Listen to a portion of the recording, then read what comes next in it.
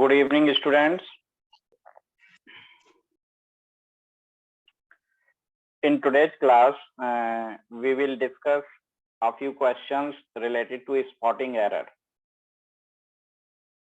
In one sentence, there will be mistake in one part, and you have to identify the mistake of that part, and after that, I will explain the reason also.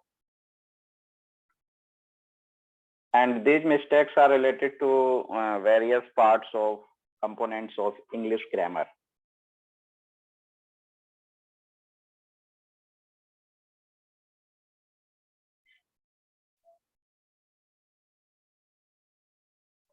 First sentence, I shall ring him tomorrow in the afternoon. This sentence has been divided into 5 parts. विमी आपको किस part में error नजर आ रही है इसमें? I shall ring him tomorrow in the afternoon.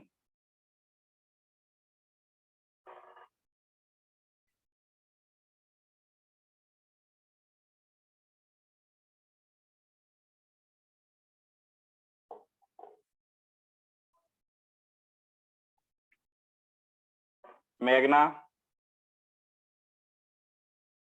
the question number 1, I shall ring him tomorrow in the afternoon.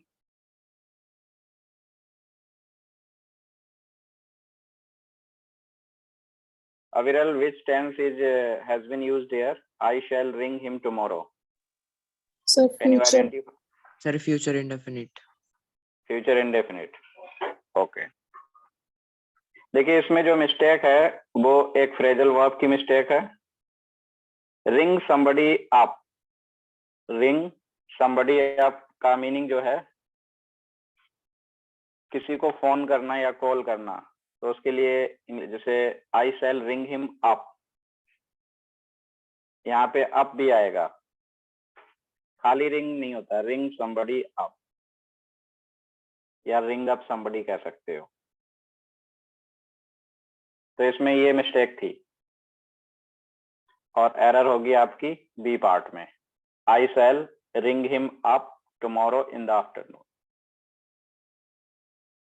Future indefinite tense है इसमें और tomorrow is an indicator of future indefinite.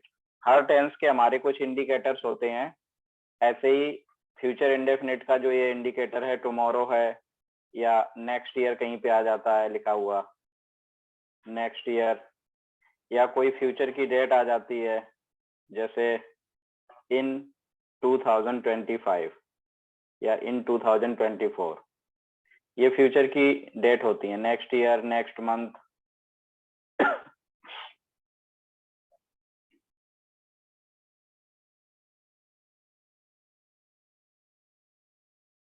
अब हम डिस्कस करेंगे sentence number 2. I enjoyed during my stay in England. मेघना, what is the tense used here? I enjoyed during my stay in England. Tense को identify करना है पहले तो आपको. Sir, past indefinite. ये पास्ट इंडेफिनिट है क्योंकि पास्ट इंडेफिनिट में सेकंड फॉर्म का यूज होता है. जहां कहीं भी आपको सेकंड फॉर्म लगी हुई नजर आए आप समझ जाओ पास्ट इंडेफिनिट है.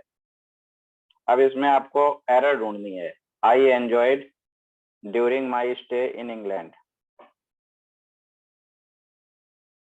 I enjoyed during my stay in England, ये सेंटेंस आया. Vimmi, can you identify the error? I enjoyed during my stay in England.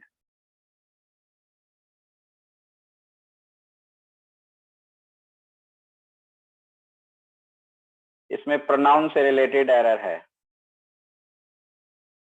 Pronoun, pronoun क्या होता है? जो भी हमारे पार्ट ऑफ स्पीच होते हैं टोटल, उन्हीं में से एक होता है प्रोनाउन. मेघना, how many parts of speech are there? Sir, नमस्ते. 8. हाँ नमस्ते. तुषार बोल रहे हो? Yes sir.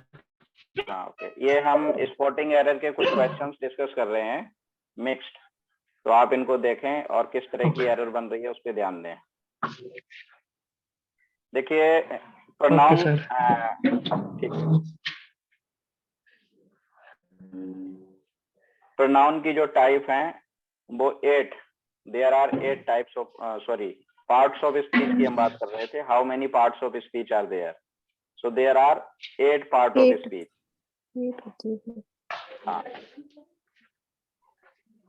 8 part of speech होते हैं हमारे, और उनके नाम होते हैं जैसे noun, pronoun, noun pronoun, verb, Adverb, adjective, determiner, adjective prepositions, भी होता है, एडजेक्टिव, conjunction.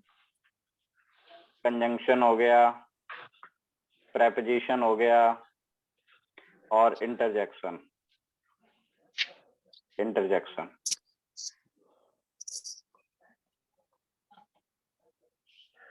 तो ये हमारे पार्ट ऑफ स्पीच होते हैं।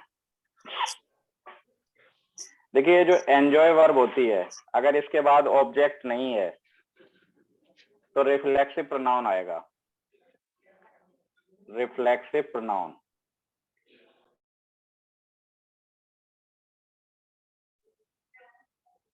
रिफ्लेक्सिव प्रोनाउन क्या होता है? जो भी प्रोनाउन जिनमें सेल्फ लगा होता है वो सारे रिफ्लेक्सिव प्रोनाउन होते हैं हमारे। जैसे for example myself, ourselves, ourselves, yourself, himself, herself, ये सारे रिफ्लेक्सिव होते हैं। तो एंजॉय जो वर्ब होती है हमारी, एंजॉय, एंजॉय के बाद में रिफ्लेक्सिव प्रोनाउन आता है अगर ऑब्जेक्ट नहीं है। During my stay in England, ये तो टाइम बताया गया है कि आई एंजॉयड व्हेन, ये कोई ऑब्जेक्ट नहीं है, इसलिए यहाँ पे रिफ्लेक्सिव प्रोनाउन आएगा एंजॉयड के बाद, और एरर हो जाएगी बी पार्ट में। आई का जो रिफ्लेक्सिव होता है वो होता है माई सेल्फ, आई का रिफ्लेक्सिव माई सेल्फ होगा। ऐसे ही वी का रिफ्लेक्सिव क्या होगा? आवर सेल्व्स, आवर सेल्व्स, और यू का रिफ्लेक्सिव क्या होगा? Yourself, yourself, he का हिमसेल्फ, शी का हर सेल्फ, दे का देम सेल्फ। तो is this point clear to each and everybody?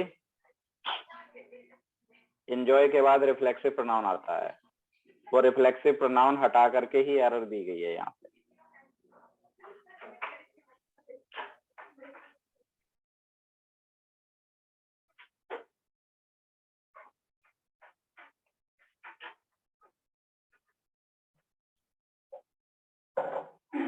अब क्वेश्चन नंबर 3 को देखेंगे।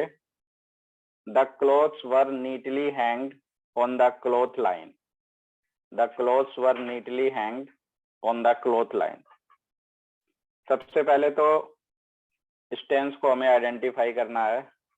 तो सर कौन सा टेंस यूज हुआ है इसमें? The clothes were neatly hanged. यहाँ से टेंस को हम आइडेंटिफाई करते हैं। The clothes were neatly hanged on the cloth line.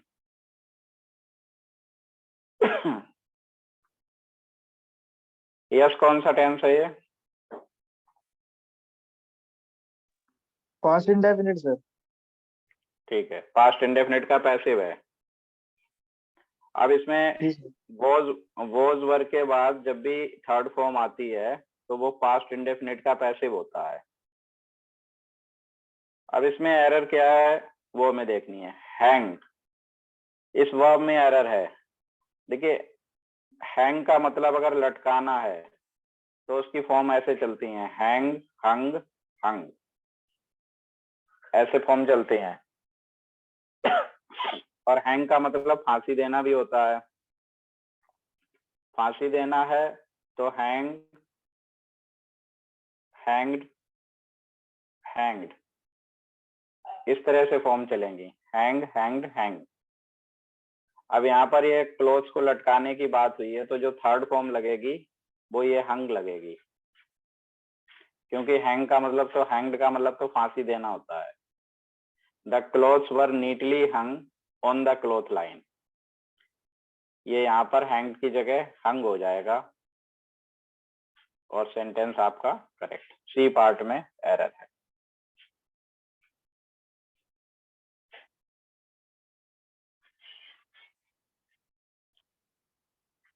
मेघना, ये 4th नंबर क्वेश्चन का आंसर बताइए आप। The major along with his soldiers were killed in the field.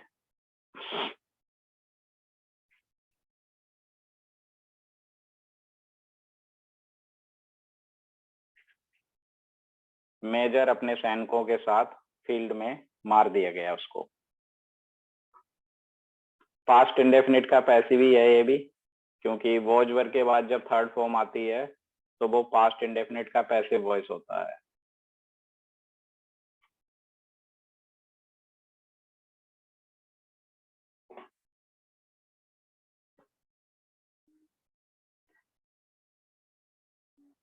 आप लोग अपने आंसर को मार्क कर सकते हो कहीं पे, ताकि आपका आंसर सही हुआ या गलत वो आपको अपने आप पता चल जाएगा जब एक्सप्लेन किया जाएगा। अलोंग विद, देखिए अलोंग पार्ट विद में एरर है सर। किसमें? डी में? बी बी बी में क्या हो जाएगा? सर आपने एक बार एक रूल बताया जैसे मेजर एंड या फिर सोल्जर्स। द देखिए मेजर इसमें, एंड हाँ हिज बताइए। सोल्जर्स। नहीं, अलोंग विथ तो यूज होता है। अलोंग विथ का मतलब ही के साथ होता है, उसका मतलब मेजर अपने सैनिकों के साथ फील्ड में मार दिया गया। इसका रूल ये होता है, ये जब अलोंग विथ से हमारे 2 सब्जेक्ट जुड़े होते हैं, तो एक तो ये हो गया फर्स्ट सब्जेक्ट द मेजर, और जो सेकंड सब्जेक्ट है वो ये हो गया हिज सोल्जर, ये दूसरा सब्जेक्ट हो गया हमारा। तो ये जो वर्ब आएगी, ये वर्ब जो है ये फर्स्ट सब्जेक्ट के अकॉर्डिंग आती है। अगर हमारे 2 सब्जेक्ट अलोंग विद से जुड़े हुए हैं, टुगेदर विद से जुड़े हुए हैं, और अलोंग विद ही नहीं और भी वर्ड्स होते हैं जैसे एज वेल एज से जुड़े हुए हैं, एज वेल एज, या टुगेदर विद से जुड़े हुए हैं, टुगेदर विद, या कई बार एंड नॉट से जुड़े होते हैं, एंड नॉट। तो ऐसी सिचुएशन में जो वर्ब आती है वो फर्स्ट सब्जेक्ट के अकॉर्डिंग आती है। और जो फर्स्ट सब्जेक्ट है हमारा वो सिंगुलर है, सिंगुलर के साथ वॉज आएगा, इसलिए वर्ब की जगह क्या हो जाएगा यहाँ पे? वॉज। और एरर बनेगी आपकी डी पार्ट में। ये सब्जेक्ट वर्ब अग्रीमेंट से रिलेटेड एरर थी।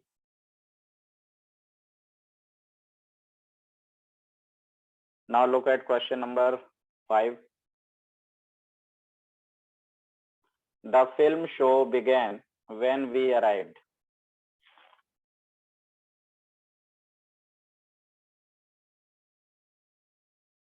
Film show began when we arrived in the hall. ये क्वेश्चन भी काफी आता है एग्जाम में। The film show began when we arrived in the hall. Yes बता सकते हो किस पार्ट में एरर है?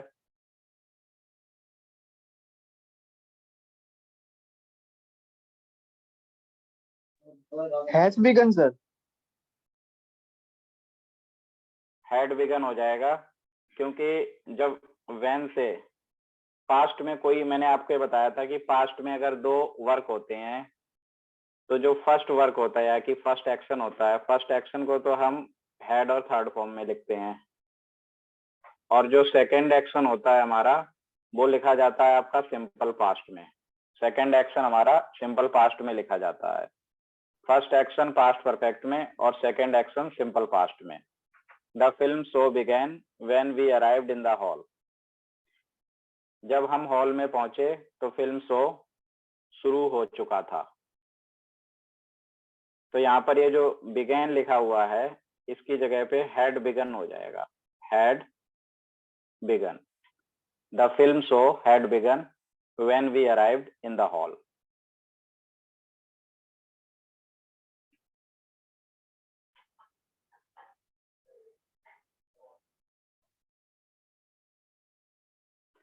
और कई बार ये when की जगह ना before भी लिख दिया जाता है, मीनिंग वही होता है, before का भी मीनिंग when ही हो जाता है। और इस सेंटेंस को हम आफ्टर से भी बना सकते हैं। अगर आफ्टर से लिखेंगे तो ये वी अराइव्ड वाला सेंटेंस पहले आ जाएगा। We arrived in the hall after the film show had begun. तो फिलहाल जो इसमें सेंटेंस में एरर है वो बी पार्ट में है, बिगन की जगह हैड बिगन हो जाएगा। पास्ट परफेक्ट की एरर थी ये।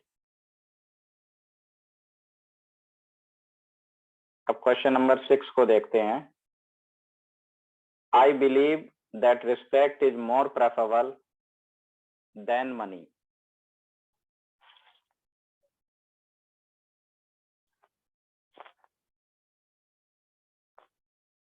I believe that respect is more preferable. Sir then की जगह टू आ जाएगा। Than की जगह भी टू आएगा और ये more हटेगा, क्योंकि preferable जो है ना वो अपने आप में comparative डिग्री को शो करता है। तो ये एरर बनेगी आपकी सी पार्ट में। more preferable than जो लिखा है ना ये हो जाएगा preferable to हो जाएगा इसकी जगह पे। जूनियर सीनियर कुछ वर्ड होते हैं जिनके बाद में देन नहीं आता, उनके बाद में टू आता है, वो लैटिन एडजेक्टिव कह सकते हो उनको। जैसे जूनियर है,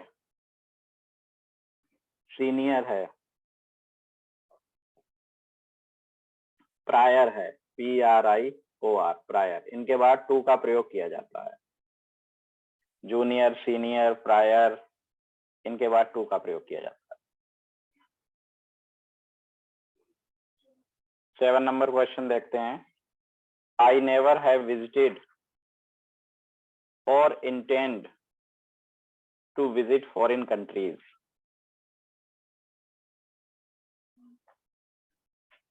यहाँ पर जो एरर है, ये जो और लिखा हुआ है इसकी जगह नॉर हो जाएगा, क्योंकि एज पर सेंस जो है ना नॉर की सेंस निकल रही है। नॉर का मतलब होता है ना ही। जैसे मैंने कभी भी I have never visited foreign countries nor intend to visit, ना इरादा है विजिट करने का, तो ना की सेंस निकल रही है, इसलिए और नहीं आएगा। एरर बनेगी आपकी सी पार्ट में, ये और की जगह नॉर हो जाएगा। और इसमें टेंस कौन सा यूज हुआ है, तो sir I have never visited, ये जो अंडरलाइन किया मैंने इसमें कौन सा टेंस यूज हुआ है?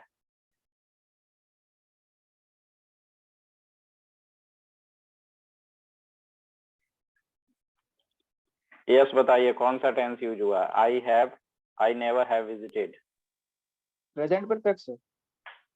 हाँ, प्रेजेंट परफेक्ट यूज हुआ है, क्योंकि हैज हैव जो है ना प्रेजेंट परफेक्ट की हेल्पिंग वर्ब होती है। सर ये मीटिंग ज्वाइन करके सो गया क्या? कोई बात नहीं है, आप ज्वाइन करते रहो।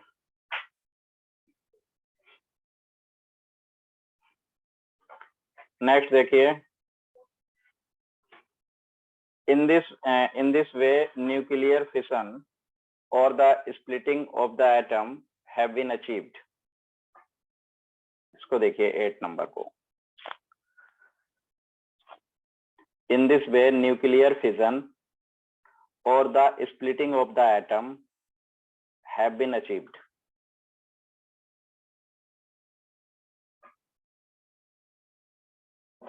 Kajal, can you identify which part is having error? 8th।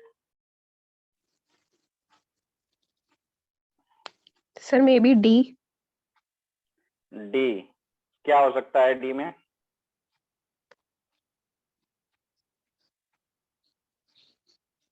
Has been हो सकता है। हाँ ठीक बताया आपने, हैज बीन हो सकता है। इसका रूल ये है कि जब और से, और एक कनेक्टर होता है हमारा, और क्या होता है? एक कनेक्टर होता है।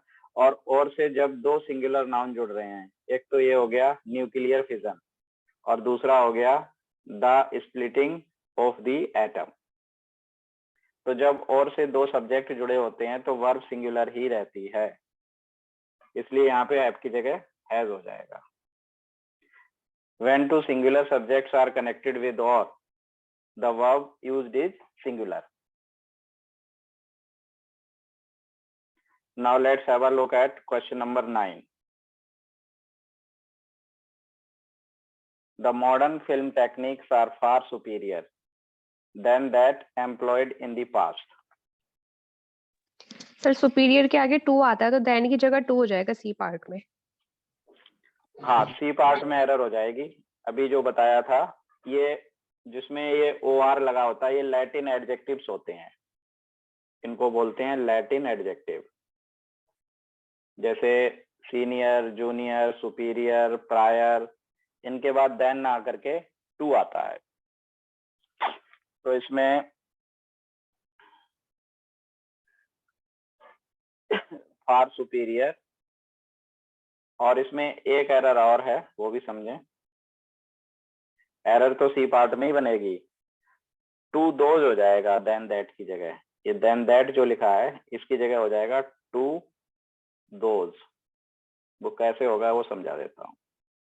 क्योंकि कंपैरिजन देखो किसके बीच में हुई है कि मॉडर्न फिल्म टेक्निक्स, जो मॉडर्न फिल्म टेक्निक्स हैं वो ज्यादा अच्छी हैं, are superior, are far superior to that नहीं आएगा, क्यों? दैट जो है ना सिंगुलर के लिए आता है, और यहाँ पर बात की गई है टेक्निक्स की, जो कि प्लूरल है। तो जब प्लूरल होता है तो दोज का प्रयोग होता है, और जब सिंगुलर होता है तो दैट का प्रयोग होता है। देन दोज हो जाएगा, देन दोज, और देन तो आना नहीं है तो टू दोज हो जाएगा। देन की जगह टू हो गया और दैट का दोज, ये दो चेंजिंग हो गए इसमें। ये पॉइंट क्लियर हुआ? Yes sir. अगर ठीक है।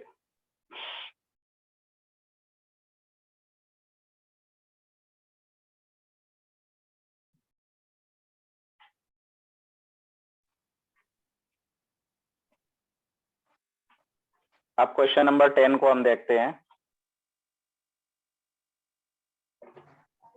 No sooner the news appeared in the paper than there was a rush in the counter. Sir no sooner did the news appear, a part. जैसी न्यूज अपीयर हुई paper में, यहाँ पे हाँ ए पार्ट में ही एरर हो जाएगी। डिड द, इसको अपीयर कर सकते हो और यहाँ पर हेड भी लगा सकते हो। अगर हेड लगा दोगे तो अपीयर्ड ही रहेगा, अगर डिड लगाओगे तो यहाँ अपीयर करना पड़ेगा। सर No अगर हम sooner डिड की जगह हेड लगाते हैं तो सेंस जो है वो एक ही निकलेगा दोनों का फिर। देखो, जो मोस्ट अप्रोप्रिएट है वो हेड ही होता है, वो मैं समझा देता हूँ कैसे होगा। No sooner had the news appeared in the paper, मतलब जैसे ही पेपर में न्यूज अपीयर हुई वैसे ही, देन का मतलब होता है वैसे ही। There was a rush in the counter, counter पे रश हो गया। तो पहले जो काम, पास्ट में जब दो काम होते हैं तो एक होता है हमारा सिंपल पास्ट में, जो फर्स्ट एक्शन होता है वो तो हम लिखते हैं पास्ट परफेक्ट में। पास्ट परफेक्ट होता है हेड और थर्ड फॉर्म, और जो सेकंड एक्शन होता है वो सिंपल पास्ट में। रूल के अकॉर्डिंग हेड ही आना चाहिए यहाँ पे, क्योंकि पहले न्यूज़पेपर में न्यूज अपीयर हुई। No sooner had the news appeared in the paper, और उसके बाद वैसे ही रस हो गया काउंटर पे। तो दोनों तरह से सेंटेंस ठीक हो जाता है, इसलिए एरर जो है ना ये पूरा स्लैश यहाँ पे दिया गया है। इसमें बस आपको ये ध्यान रखना है कि ये नो सूनर जो है ना ये एडवर्ब फ्रेज होती हैं, और नो सूनर जब शुरू में आता है तो उसके बाद हेल्पिंग वर्ब का प्रयोग किया जाता है। इसको इन्वर्जन बोलते हैं, इसको बोलते हैं इन्वर्जन। इन्वर्जन का मतलब ये होता है कि सब्जेक्ट से पहले वर्ब आ रही है, और ऐसा जब होता है जब एडवर्ब शुरू में आ जाती है। जैसे हार्डली शुरू में आ गया, हार्डली, हार्डली भी एक एडवर्ब है।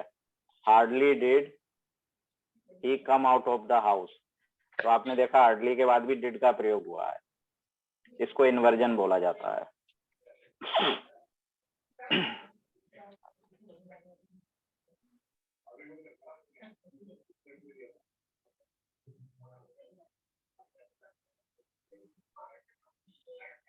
अब हम देखेंगे question number 1, practice set 2. John's salary is much larger than Tom. John's salary is much larger than Tom.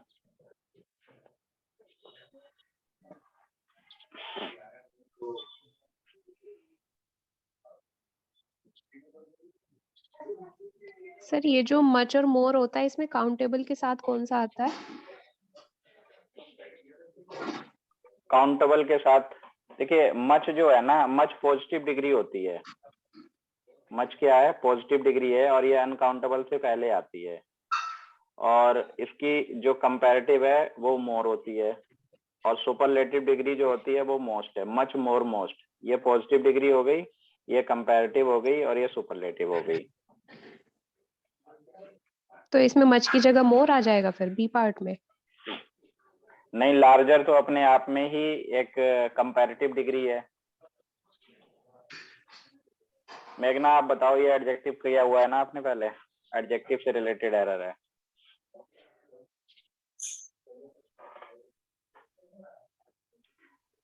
John की सैलरी, देखिए तुलना जो होती है, कंपैरिजन जो होती है, वो हमेशा बराबर वाले लोगों में होती है।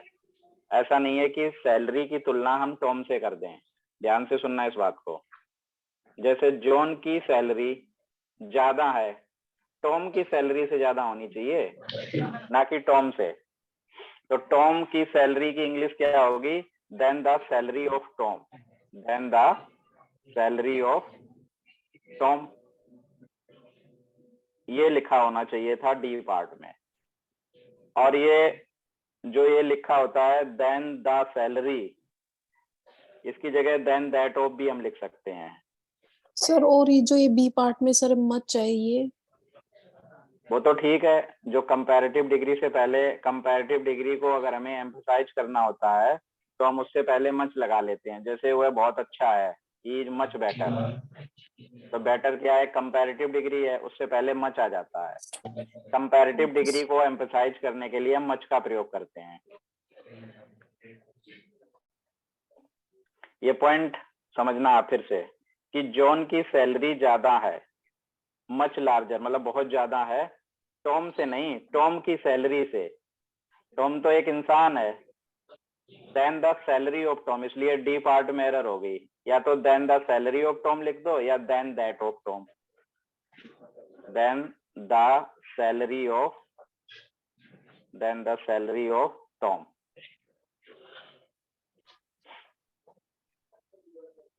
ऐसे ही एक सेंटेंस और लिख के बताता हूं मैं। The students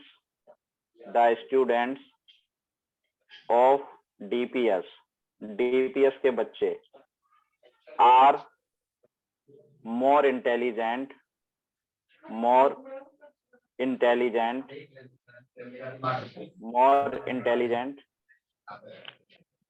then,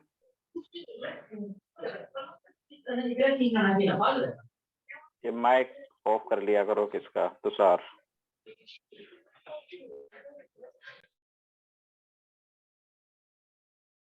The students of DPS are more intelligent than DAB.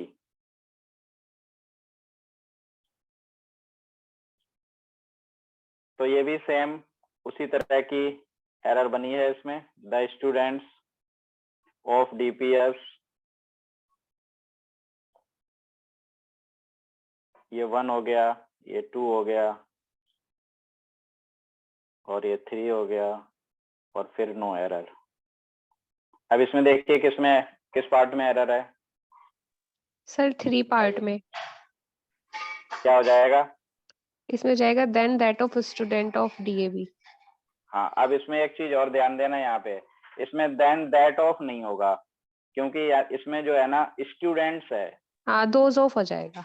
Those of हो जाएगा। The students of DPS are more intelligent than the students of DAV. तो प्लूरल होता है तो दोज ऑफ लगाते हैं, और सिंगुलर होता है तो दैट ऑफ लगाते हैं।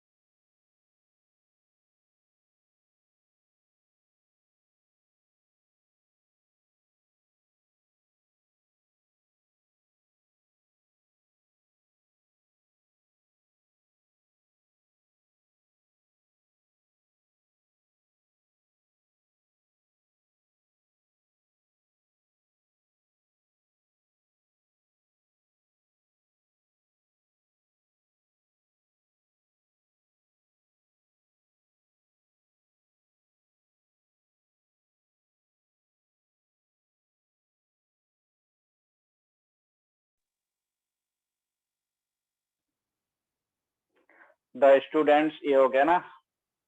अब नेक्स्ट देखते हैं।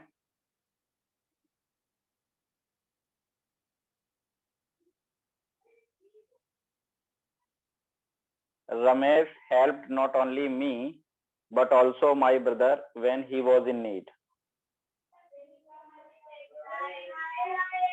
इसमें जो है ना, इसमें कोई भी एरर नहीं है। रमेश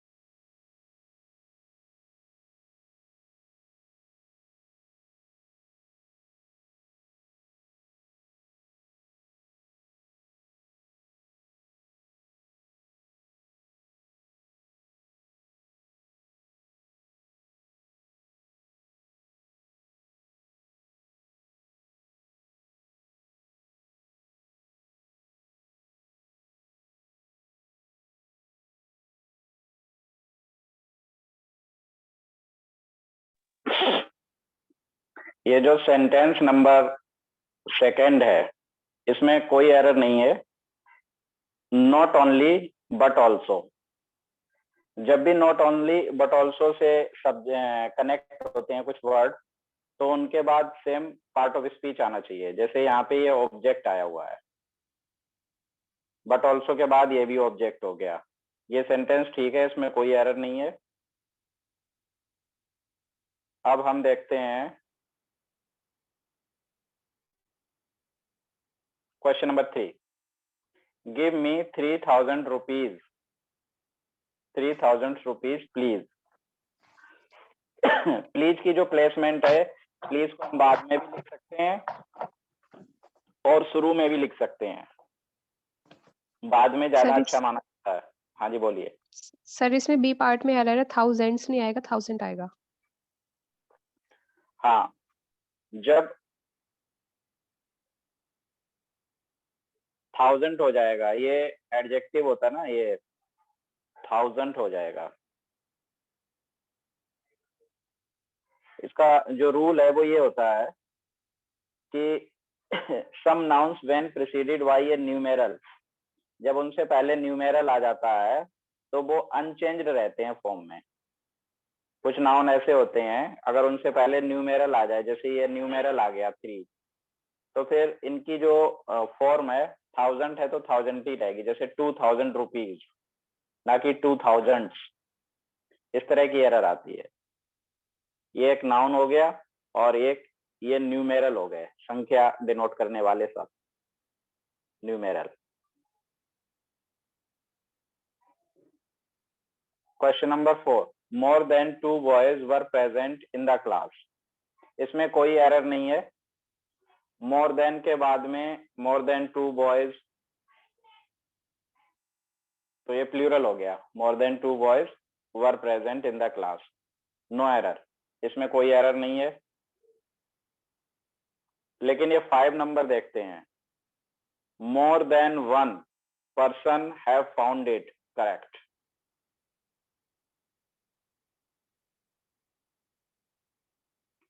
मोर than 1 person have found it correct. More than के बाद अगर 1 आता है, मोर देन के बाद अगर 1 आता है तो आगे जो नाउन आ रहा है वो भी सिंगुलर रहेगा और जो वर्ब आ रही है वो भी सिंगुलर रहेगी। तो हैव की जगह क्या हो जाएगा, हैज। ये रूल ध्यान रखना है आपको। मोर देन 1 के बाद नाउन भी सिंगुलर और वर्ब भी सिंगुलर आएगी। तो सही सेंटेंस क्या हो जाएगा, more than 1 person has found it correct. Present perfect tense का यूज हुआ है यहाँ पे।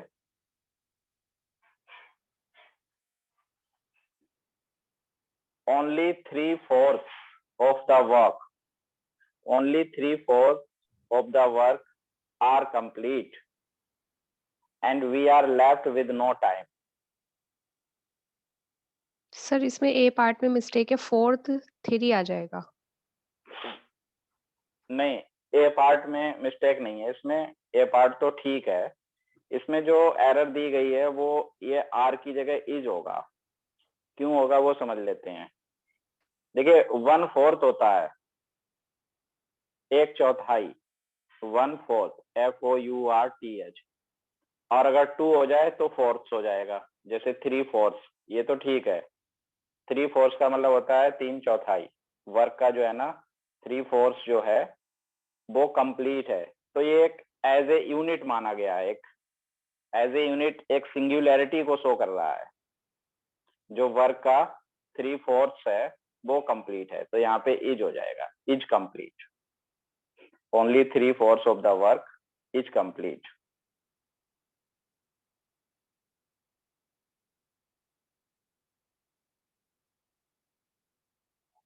क्वेश्चन नंबर 7 को देखते हैं। The English defeated French in the battle of Waterloo. अंग्रेजों ने फ्रेंच को हरा दिया बैटल ऑफ वाटरलू में। इसमें देखिए पास्ट इंडेफिनिट टेंस का यूज हुआ है। एरर बतानी है आपको, किस पार्ट में एरर आ गई। The English defeated French in the battle of Waterloo. French से पहले दा आ जाएगा। किससे पहले? फ्रेंच से पहले सी पार्ट में। हाँ, फ्रेंच से पहले द आ जाएगा।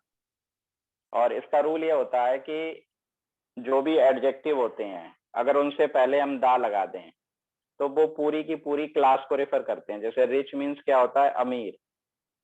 और अगर हम ऐसे लिख दें द रिच तो इसका मतलब हो जाएगा सारे अमीर लोग। ऐसे ही द पुअर मीन्स हो जाएगा सारे गरीब लोग। और इंग्लिश माने अंग्रेजी होता है, लेकिन द इंग्लिश माने अंग्रेज लोग। ऐसे ही फ्रेंच माने फ्रेंच भाषा होती है, तो द फ्रेंच आएगा यहाँ पे कि अंग्रेजों ने फ्रेंच को हरा दिया था वाटरलू की बैटल में। सिंपल पास्ट टेंस यूज हुआ है यहाँ पे।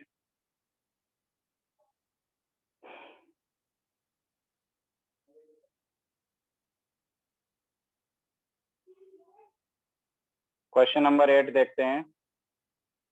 The 3 last chapters of this book are very interesting. इसमें वो पॉइंट है जो आप बता रहे थे। हाँ, लास्ट 3 हो जाएगा ए पार्ट में। हाँ, देखिए ये जो 1 2 3 होते हैं ना, ये होते हैं कार्डिनल नंबर। कार्डिनल, इनको कार्डिनल बोलते हैं या कार्डिनल्स बोल दो। और जो ये ऑर्डर को डिनोट करते हैं, फर्स्ट, सेकंड, थर्ड, लास्ट, ये होते हैं ऑर्डिनल्स। इनको बोलते हैं ordinals. First, second, third, fourth, last, ये होते हैं ऑर्डिनल। और जो गिनती होती है हमारी 1 2 3 4 5 6, ये होते हैं ऑर्डिनल्स। तो कार्डिनल और ऑर्डिनल अगर दोनों एक साथ दिए हैं, ऑर्डिनल पहले आएगा और कार्डिनल बाद में आएगा। द लास्ट 3 चैप्टर्स हो जाएगा, the last 3 chapters.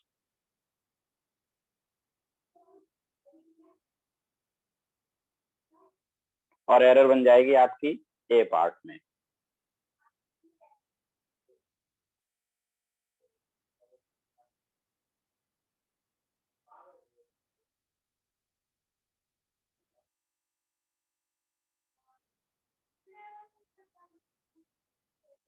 In summer days, in summer days are warm than nights. इसमें बताइए किस पार्ट में एरर हो जाएगी।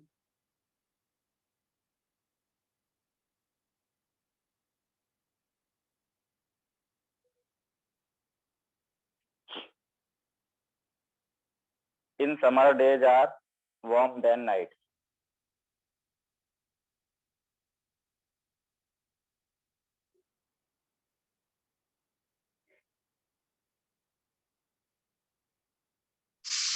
सर इसमें आर मोर वॉर्म आएगा क्या? नहीं, ये देन से पहले कंपैरेटिव डिग्री आती है, तो वार्म की जो कंपैरेटिव डिग्री होती है वो वार्मर होती है, वार्म, वार्मर, वार्मेस्ट। तो in summer days are warmer than nights. Then से पहले कंपैरेटिव डिग्री का प्रयोग होता है।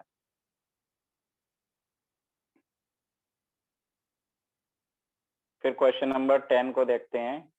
ए large number of houses are coming up in our town. इसमें कोई एरर नहीं है, सेंटेंस बिल्कुल ठीक है कि बहुत सारे घर जो हैं वो उभर के आ रहे हैं हमारे टाउन में।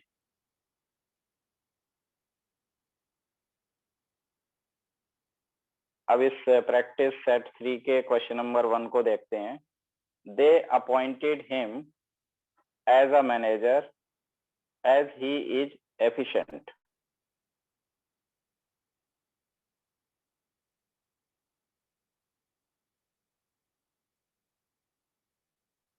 इसमें जो एरर है वो अपॉइंट के बाद जो पोस्ट होती है वो लिखी जाती है विदाउट आर्टिकल।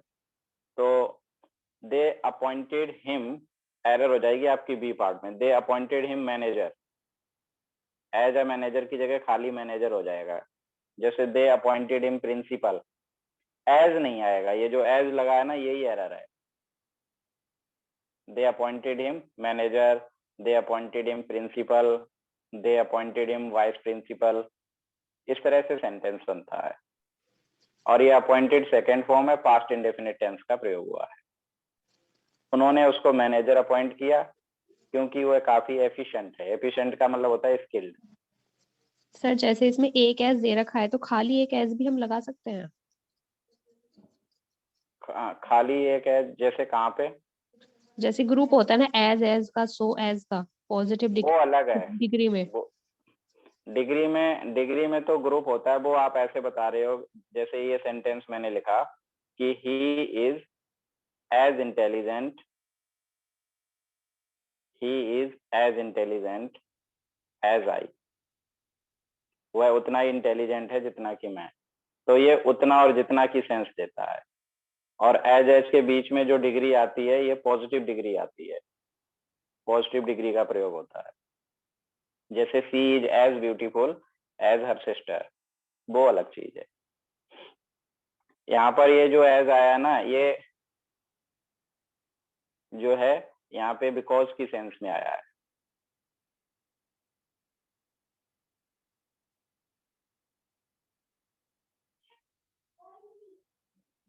मेघना ये देखिए क्वेश्चन नंबर 2।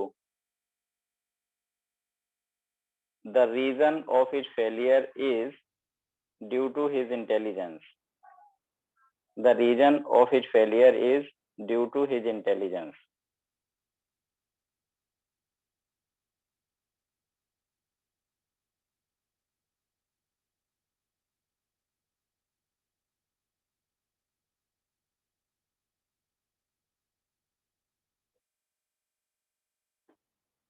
इसमें देखिए ड्यू टू नहीं आएगा क्योंकि ड्यू टू की जरूरत नहीं है। जब पहले लिखा हुआ है ना the reason of his failure is his intelligence, उसकी इंटेलिजेंस जो है वो उसकी फेलियर का कारण है।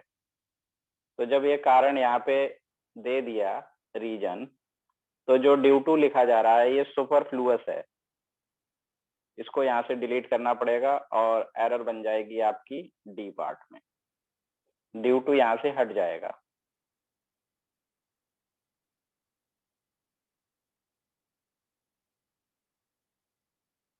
और इसका रूल मैंने आपको बताया भी था पहले भी, फिर से बताता हूँ। The reason of, the reason why, इनके बाद बिकॉज, एज, ड्यू टू इनका प्रयोग नहीं होता है।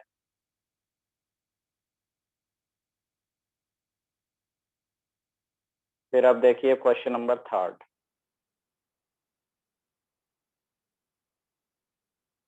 The prices of his article considerably varies in different parts of the country। यहाँ पर ये प्राइसेस नहीं आएगा क्योंकि उसके आर्टिकल की कीमत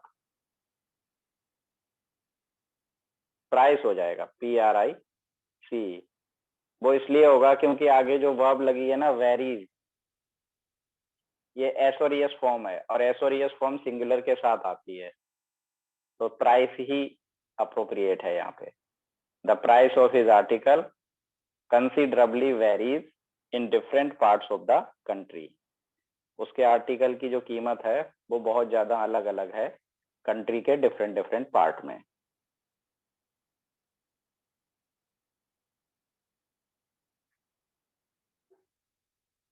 अब इस क्वेश्चन नंबर 4 को देखते हैं।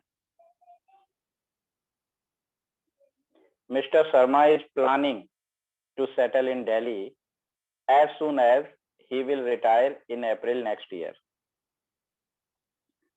यस बताओ इसका आंसर, ये रूल कराया था मैंने आपको। Mister Sharma is planning to settle in Delhi as soon as he will retire in April next year.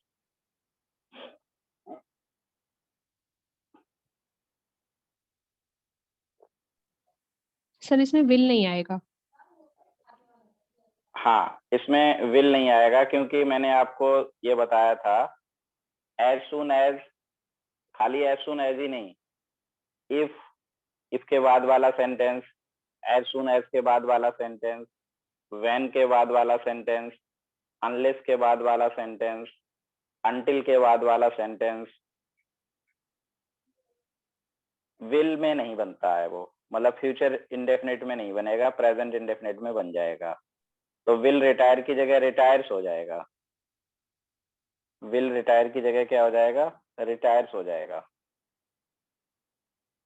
ये ध्यान रखना है आपको। और एरर बनेगी आपकी डी पार्ट में, विल रिटायर की जगह कर दो रिटायर्स।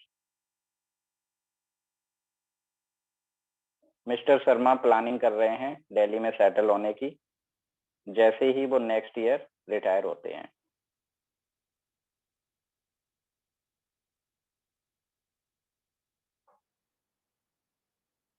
अब क्वेश्चन नंबर 5 देखिए। One should always take care of his health. ये भी प्रोनाउन से रिलेटेड एरर है।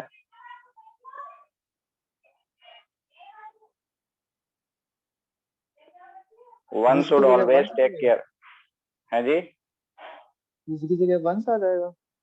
बिल्कुल हिज की जगह, क्योंकि वन के साथ अपना की इंग्लिश वंस होती है, तो ये वंस हो जाएगा। One should always take care of oneself. इंसान को अपने स्वास्थ्य का ध्यान रखना चाहिए। अगर ही होता ना फिर तो इज ठीक था। अगर यहाँ पे ही लिखा है, ही के साथ अपना की इंग्लिश ही जाती है, सी के साथ हर आती है, आई के साथ माई आती है और वन के साथ वंस आती है।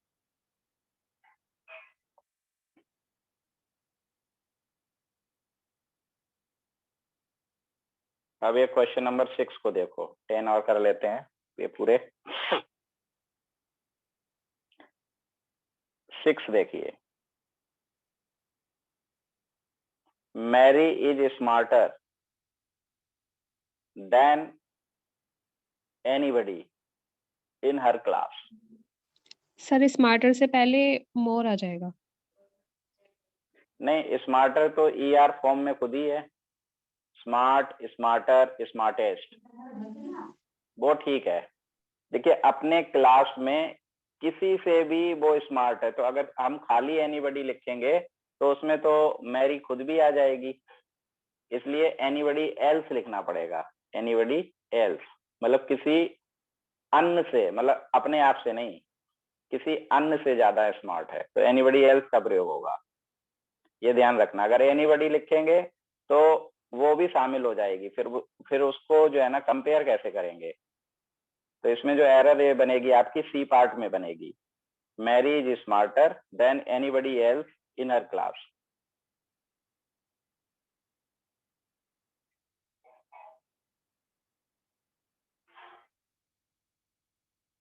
खाली एनीबडी नहीं आएगा।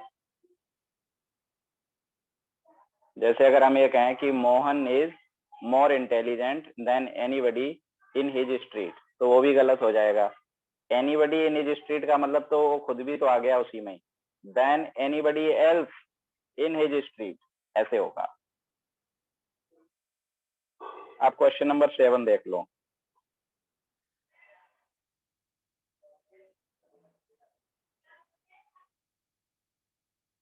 I lived in a 300 years old house in Bombay. Sir years की जगह ईयर हो जाएगा. ईयर्स की जगह ईयर हो जाएगा 300 ईयर ओल्ड, क्योंकि ये एक नाउन है ओल्ड हाउस, और जो एडजेक्टिव होता है ये यहाँ पे जो काम कर रहा है I lived in A 300 year, इसमें हम एस नहीं लगाएंगे, जैसे ए 2 ईयर ओल्ड बॉय, ए 2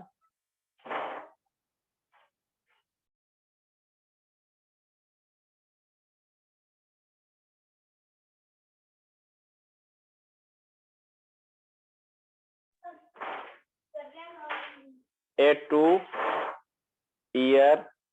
2 ईयर ओल्ड बॉय, इससे भी समझ लें आप, ए 2 ईयर ओल्ड बॉय, ना कि ए 2 ईयर्स ओल्ड बॉय। अगर ईयर्स करेंगे तो यही गलती हो जाएगी, यहीं पे एरर सेट हो जाएगी आप। 8 नंबर देखो, वेरी टॉल की जगह tallest. he is the strongest and very tall boy sir इसमें in वेरी all नहीं आएगा.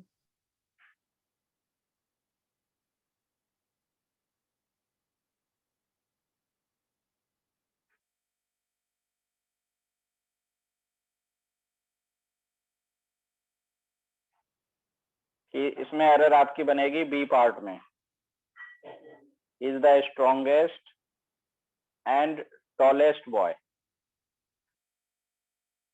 इन द होल कॉलेज, वेरी हट जाएगा, टॉलेस्ट हो जाएगा।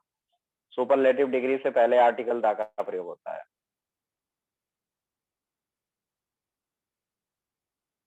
अब क्वेश्चन नंबर 9 देखिए,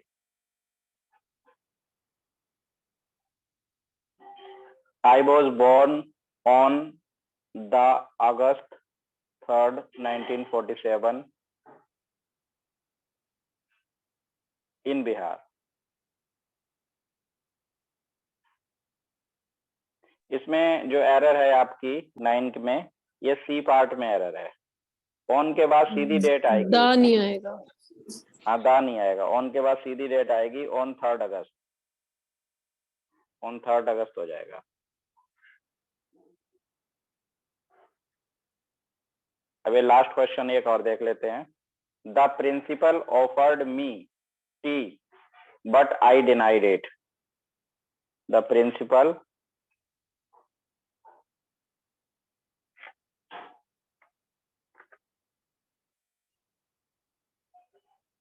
ने ऑफर की मुझे टी, यहाँ पे वर्ब से रिलेटेड एरर है। डिनाई का मतलब तो मुकर जाना होता है किसी चीज से, और जब हमें कोई चीज ऑफर की जाती है तो हम उसे या तो एक्सेप्ट करते हैं या डिक्लाइन करते हैं।